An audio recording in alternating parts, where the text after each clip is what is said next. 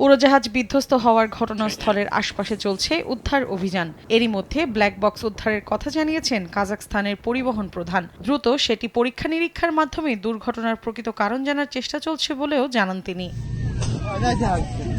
কাজাখস্তানের আক্তাউ আন্তর্জাতিক বিমানবন্দরের রানওয়েতে স্থানীয় সময় বুধবার সকালে বিধ্বস্ত হয় আজারবাইজান এয়ারলাইন্সের 8432 মডেলের একটি উড়োজাহাজ। আরোহীদের মধ্যে অনেকে এখনও ভর্তি আছেন হাসপাতালে।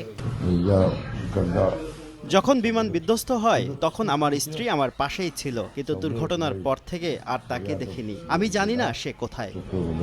70-এর বেশি আরোহী নিয়ে ফ্লাইটটি আজারবাইজানের রাজধানী বাকু থেকে রাশিয়ার শহর গ্রোজনি যাচ্ছিল।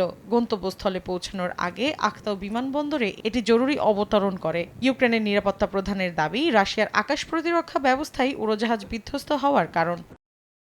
এ বিষয়ে ওয়াল স্ট্রিট জার্নালের বরাত দিয়ে উড়োজাহাজ নিরাপত্তা সংস্থা অসপেরি ফ্লাইট সলিউশন জানিয়েছে, রুশ সামরিক বাহিনীর আকাশ প্রতিরক্ষা ব্যবস্থার ড্রোন হামলায় আজারবাইজান এয়ারলাইন্স ভূপাতিত হয়। তবে মস্কোর এভিয়েশন সংস্থার দাবি, পাখির আঘাতে এমন দুর্ঘটনা ঘটে থাকতে পারে। ফ্লাইটে থাকা রাশিয়ান নাগরিকদেরও সরিয়ে নেয়ার কথা জানিয়েছে ক্রেমলিন। মৌসুমী সাথী, সময় সংবাদ।